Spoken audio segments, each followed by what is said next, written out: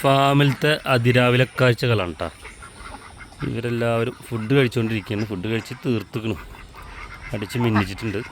നമ്മളുടെ ക്രസ്റ്റഡ് ഡക്കിൻ്റെ പേരൻ സ്റ്റോക്കാണ്, തൊപ്പിത്താറാവിൻ്റെ കൂട്ടം. ഇത് അത്യാവശ്യം ക്വാണ്ടിറ്റിയിൽ തന്നെ നമ്മൾ ഇവരെ സെറ്റ് ചെയ്തിട്ടുണ്ട് കേട്ടോ. അപ്പോൾ മഴ പെയ്ത് തുടങ്ങിയിരിക്കുമ്പോൾ വീണ്ടും അവർ എഗ്ഗിങ് സ്റ്റാർട്ട് ചെയ്തിട്ടുണ്ട്. അപ്പോൾ ഇനി അങ്ങോട്ട് സീസണാണ്, കുഞ്ഞുങ്ങളൊക്കെ നന്നായിട്ട് അവൈലബിൾ ആയിട്ട് തുടങ്ങേണ്ട സമയമാണ്. ഒരു മാസത്തിന് ശേഷം ഇരിക്കട്ടെ കുഞ്ഞുങ്ങളൊക്കെ കിട്ടി തുടങ്ങുക. ചൂടിന് ശേഷം ഇവർ വീണ്ടും നല്ല ആക്റ്റീവായിട്ട് മുട്ടടാൻ തുടങ്ങിയിട്ടുണ്ട്. ഇപ്പോൾ ഇതിലിപ്പോൾ വേറെ കാര്യം എന്താ വെച്ചാൽ, ചില ഫീമെയിലെ തലയിൽ തൊപ്പി കുറവായിരിക്കും. ഇപ്പോൾ ഈ കാണുന്ന ഫീമെയിലെ തലയിലൊക്കെ തൊപ്പി വളരെ കുറവാണ്. ചിലതിൻ്റെ ഉണ്ട്, അതിനുണ്ട്, അതാ കാണാനൊക്കെ ഉണ്ട്. കാരണം അതൊരു മേറ്റിങ്ങിൻ്റെ സമയത്ത്, മെയിലാണ് മേറ്റിങ്ങിൻ്റെ സമയത്ത് കടിച്ചെടുക്കുന്നതാണ്. പിന്നെ തൊട്ടിപ്പുറത്തുള്ളത് നമ്മളുടെ കോൾഡക്കാണ്. ക്രസ്റ്റഡക്ക് കഴിഞ്ഞാൽ കോൾഡക്ക്. ഗോൾഡക്കിൻ്റെ ഒരു കൂട്ടം ഗോൾഡക്കറാണ്. ഒരു അടിപൊളി ടീമാണ്, ഹൈപ്പർ ആക്റ്റീവാണ്. ഇവിടെ യുദ്ധം നടന്നുകൊണ്ടിരിക്കുന്നുണ്ട്. ചിലർ ടേംഡായിട്ടുള്ള ഗോൾഡക്കിനെ എടുത്തിട്ട് മറ്റേ ഗോൾഡക്കിനെ അവർ അടുപ്പിക്കില്ല. അവർ ആ ടീമിൻ്റെ അടുത്തേക്ക് വേറൊരാളെ ആ ഏരിയക്ക് കടക്കാൻ സമ്മതിക്കില്ല, വേറൊരു മെയിലിനെ. അങ്ങനെ അവർ നല്ല ആക്റ്റീവായിട്ടുള്ളൊരു ബ്രീഡാണ്. നമ്മളെ ഫാമിൽ ഇന്നും എന്നും ഒരേപോലെ ആവശ്യക്കാരുള്ളൊരു ബ്രീഡ് അത് ഗോൾഡക്കാണ്. എന്നും ഒരേ ടൈപ്പിലിട്ടാണ്. മറ്റേരും ആവശ്യക്കാരില്ലെന്നല്ല, അതിനും അതിൻ്റേതായ ആൾക്കാർ വേറെ ഉണ്ട്, ഫാൻസ് ഉണ്ട്. ഇത് വേറെ തനി ഫാൻസുള്ള ടീമാണ്. കളർ വെറൈറ്റിയിൽ കൊണ്ടും പിന്നെ ആക്ടിവിറ്റി കൊണ്ടും ഇവരുടെ ആ ഒരു ഇതാണ് നമുക്കെപ്പോഴും ഇഷ്ടം. നമ്മളുടെ പെറ്റ് എപ്പോഴും നല്ല ആക്റ്റീവായിട്ടിരിക്കാനാണല്ലോ. അതുകൊണ്ട് തന്നെ എപ്പോഴും ആക്റ്റീവായിട്ടുള്ള ബ്രീഡിന് എപ്പോഴും ഒരു ഫാൻസ് ഉണ്ടാവും. പിന്നെ നമ്മുടെ സെബാസ്റ്റോപോൾ തൊട്ടപ്പുറത്ത്, സെബാസ്റ്റോപോളിൻ്റെ പേരൻ സ്റ്റോക്ക്.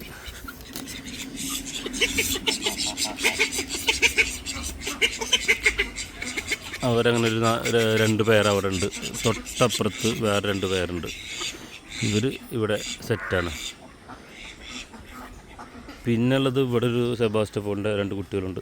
ഇത് സെയിലായതാണ്, പേയ്മെൻറ്റ് ഫുള്ള് വന്ന് സെയിലായിട്ടുള്ളതാണ്. ഇനിയും ഫെദറൊക്കെ വരാനുണ്ട്. നമ്മുടെ അടിമാലിയിൽ പുതിയൊരു പാർക്ക് വരുന്നുണ്ട്. ഈ pet station, Kannur pet station farm villa പോലത്തെ തന്നെ ആ കാറ്റഗറിപ്പെട്ട ഒരു പാർക്ക് വരുന്നുണ്ട്, അവിടേക്കുള്ളതാണ്. ഇത് നമ്മളുടെ സെബാസ്റ്റോപോളിൽ നിലവിൽ മുട്ടിട്ടുകൊണ്ടിരിക്കുന്ന പേരൻ സ്റ്റോക്കാണ്. ഫീമെയിൽ തൂവലൊക്കെ കുറേയൊക്കെ പോയിട്ടുണ്ടാവും. ഒരു അത്യാവശ്യം മുട്ടിട്ടിട്ട് കുഞ്ഞുങ്ങളെ വിരിച്ചിറക്കിയിട്ടുള്ള. അപ്പോൾ ഈ അടയിരിക്കുന്ന സമയത്ത് അവർ മുട്ട തൂവൽ ഒരുപാട് കൊഴിഞ്ഞു പോകും. ആ കൂടിൻ്റെ അവിടെ ഇങ്ങനെ സെറ്റ് ചെയ്ത് നിൽക്കുന്നത് അവർ നമ്മളാ ഭാഗത്തേക്ക് പോകാണ്ടിരിക്കാനുള്ള പരിപാടിക്ക് വേണ്ടിയിട്ടാണ്. ഇന്ന് രാവിലെ പൊഴിച്ച തൂവലുണ്ടോ, വളരെ കുറച്ച് നേരം കൊണ്ട് മാത്രം പൊഴിച്ചറിഞ്ഞ തൂവലാണിത്. പ്ലാശാമരം കണ്ട എന്താ ഭംഗിയില്ലേ, എന്ത് രസം കാണാൻ. ഇതൊക്കെ ഈ രക്ഷയിലത്തെ പരിപാടി വരുത്. ഇനിയും തൂല് സെറ്റാവാണ്ട്, ഇവർ മുട്ടടഞ്ഞ് കുറച്ചുകൂടി സമയമെടുക്കും. അതുകൊണ്ട് തന്നെ ഇനിയും ഒരുപാട് തൂവൽ നല്ല ഭംഗിയിൽ കിട്ടാനുണ്ട്. പിന്നെ നമ്മൾ ഇപ്പുറത്ത് കണ്ടത്, ഇപ്പോൾ നമുക്ക് രാവിലെ നേരത്തെ തന്നെ ഒരു ടാങ്കൊക്കെ ക്ലീൻ ചെയ്ത് തുടങ്ങും. മോശം വെള്ളമായിട്ടുണ്ടെങ്കിലൊക്കെ ടാങ്ക് പെട്ടെന്ന് ക്ലീൻ ചെയ്ത് തുടങ്ങും. പിന്നെ ഇതൊക്കെ കൊടുക്കാനുള്ള താറാവുകളാണ്. അതിൽ പലരും ഉണ്ട്, മിക്സറായിട്ട് ഇട്ടിരിക്കുന്നത്. ഒക്കെ സെമി അഡൾട്ടാണ്, ഒന്നും മെയ്റ്റ് ആവുക ക്രോസ് ബ്രീഡ് ആവുക ഒന്നുമില്ല. അങ്ങനെ ഒരാളുടെ ഇത് നമ്മളെ ഇവിടുത്തെ സ്റ്റാഫാണ്. ആൾ രാവിലെ തന്നെ എഴുന്നേറ്റ് വന്നിട്ട് ആദ്യം ക്ലീനിങ് സെറ്റാക്കും. അപ്പോൾ ഇങ്ങനെയാണ് നമ്മുടെ ഇവിടുത്തെ കാര്യങ്ങൾ. ഇത് നമ്മളുടെ ഒനഗഡോറി എന്നൊരു കോഴിയുണ്ട്, അതിൻ്റെ ഒരു മെയിലാണ്, കുഞ്ഞാണ് കേട്ടോ. പിന്നെ മറ്റൊരു മെയിൽ ഇതാ മേലെ, അതിൻ്റെ മേലൊരു ഫീമെയിലുണ്ട്. ഇതിപ്പോൾ നമ്മുടെ എന്തെന്ന് പറയുക, ഫാം വില്ലുണ്ടല്ലോ, മറൈൻ വേൾഡിനുള്ള ഫാം വില്ലുണ്ട് പെറ്റ്സിൻ്റെ ഒക്കെ, അവിടെ ഉള്ളതാണ് ഇതിൻ്റെ പേരൻസ്. അവിടെ മുട്ട കിട്ടിയപ്പോൾ അത് നമ്മളുടെ എടുത്തു തന്നതാണ്. എടുത്തു തന്നു മീൻസ് നമ്മളെ സുഹൃത്തിൻ്റേതായതുകൊണ്ട് ആൾ തന്നു, അങ്ങനെ ഉദ്ദേശിച്ചിട്ടാണ്. അപ്പോൾ ഇതൊക്കെ നമ്മൾ കൊടുക്കാനുള്ള കുഞ്ഞുങ്ങളാണ്.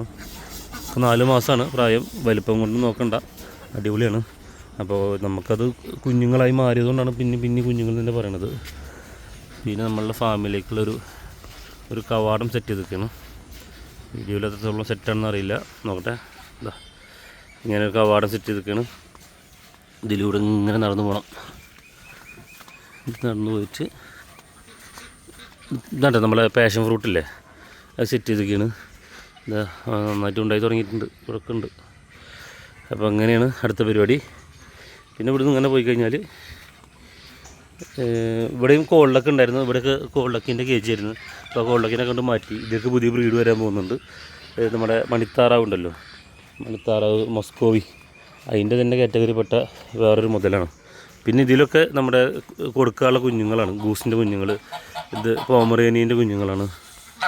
ഇതിൽ ഇത് പോമറേനാണ്. ഇതിൽ 2 മെയിലും 3 ഫീമെയിലും ഉണ്ട്. ഇതിൽ എംഡൻ ഗൂസിൻ്റെ കുഞ്ഞുങ്ങളുണ്ട്. പിന്നെ ഒരു സെബാസ്റ്റ്യപോളിൻ്റെ കുട്ടിയുണ്ട്. സൗണ്ട് ഇവന്മാർ എടുക്കും. പിന്നെ ഇവിടെ ഉണ്ട് ഇതിൻ്റെ ചക്ക, അടിപൊളി ചക്ക. പിന്നെ ഹൈ വോൾട്ടേജ് നമ്മുടെ താടിക്കാരൻ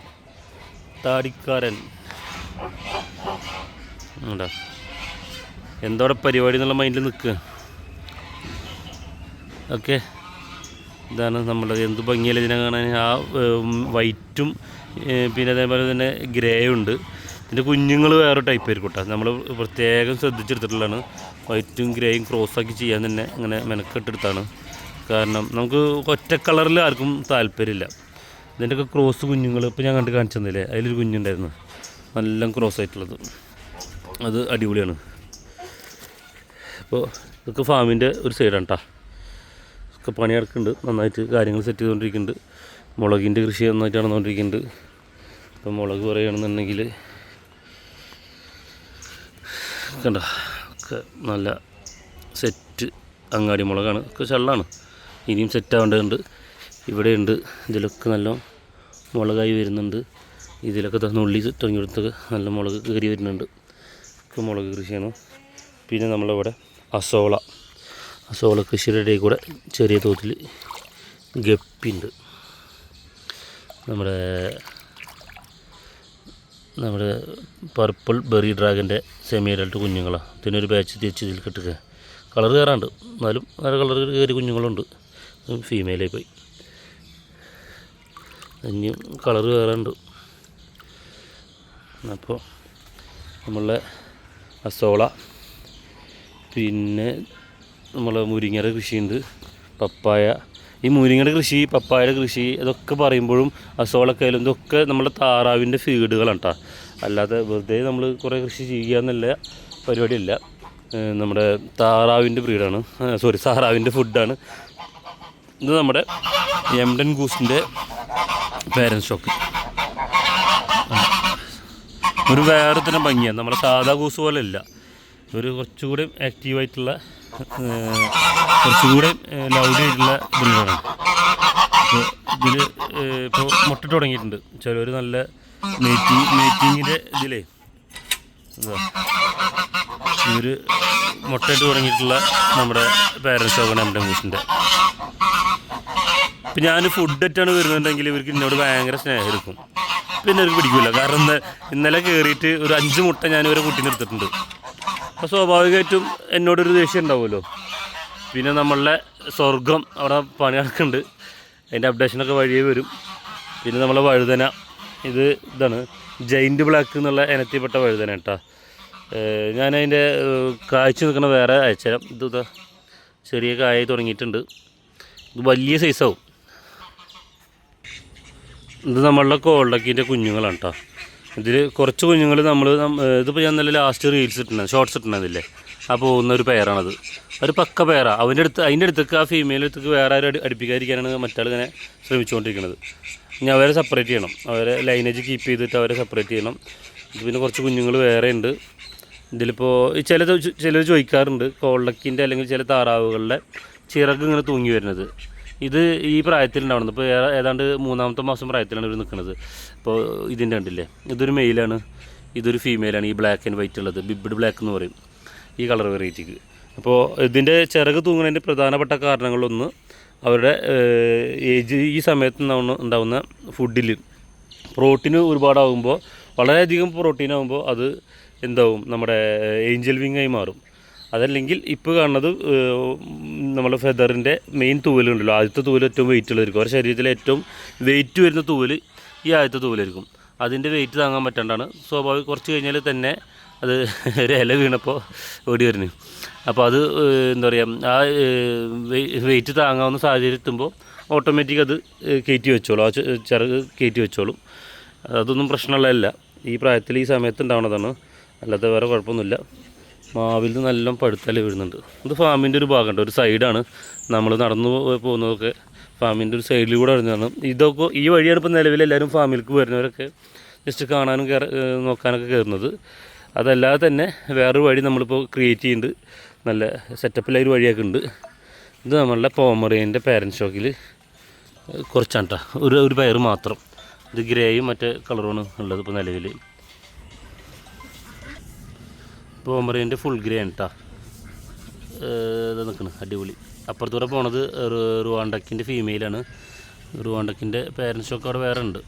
ഇവരൊന്നിച്ചൊരു കേജിലാണ്, ഒരു പ്രശ്നമല്ല. അത് അടിപൊളിയായിട്ട് പോകുന്നുണ്ട്. റുവാണ്ടക്കതാ നല്ല ഫുഡൊക്കെ അടിച്ചിട്ട് ഇവർ ഫുഡിന് ഒരു വിശ്രമം ഉണ്ടല്ലോ, ഫെദറൊക്കെ സെറ്റ് ചെയ്ത് എന്നിട്ട് എവിടെയെങ്കിലും പോയി കൊടുക്കും. അതന്നെ കല്യാണത്തിന് പോണ പോലെ ഒരുങ്ങ് ഉണ്ടാ, എന്താ ഒരുക്കല്ലേ. ആ പോണടുത്ത് അളവാക്കി കൂടെ നേരത്തെ പോയി ആളെ പാസ് ചെയ്ത്. ഹലോ ഹലോ ഹലോ, ഇവിടെ ഒരു മൈൻഡും ഇല്ല, അല്ലെങ്കിൽ ആളെ കണ്ടൊക്കെ കിതച്ച് വരുന്ന ആൾക്കാരാട്ടാ. നോക്കട്ടെ പോയോക്കട്ടെ, എന്തെങ്കിലും അടുപ്പം കാണിക്കണ്ട നോക്കട്ടെ. ഇവിടെ വാ, ഇങ്ങോട്ട് വാ. എന്താണ് 2 ദിവസം ഫാമിൽ ഇല്ലാണ്ടായി കഴിഞ്ഞാൽ ഒരു സ്നേഹമല്ല. ഹലോ, ഫുഡ് വേണം. ഫുഡ് ഉണ്ടെങ്കിൽ ഓക്കെ അല്ലേ? ഫുഡ് ഉണ്ടെങ്കിലേ ഫുഡ് ഉണ്ടെങ്കിൽ സ്നേഹം ഉണ്ടാവും, ഇല്ലെങ്കിൽ ഒരു സ്നേഹമല്ല ആശാന്. നിനക്ക് സ്നേഹം ഉണ്ടാ? എന്തുവാ എവിടെ ഒരു സ്നേഹമില്ല. ഫുഡ് വേണം, ഫുഡ് ഒരു മൈൻഡിലാക്കി ഇട്ടിട്ട് അപ്പുറത്തുനിന്ന് വേറെ ടീം പോമറേനിയൻ്റെ സൗണ്ട് കേട്ടാൽ അപ്പുറത്തുനിന്ന് പോമറേനിയൻ സൗണ്ട് ഉണ്ടാക്കുക. എന്തായാലും നല്ല ഭംഗിയുണ്ട് കേട്ടോ കാണാൻ അല്ലേ? എന്തോ പറയുന്നുണ്ട്. എന്താ കളറല്ലേ. ഇതിപ്പോൾ നമ്മളുടെ വീടിനോട് ചേർന്നിട്ടുള്ള കുറച്ച് കൃഷിയാണ് കേട്ടോ, വലിയ കാര്യത്തിലുള്ളതല്ല.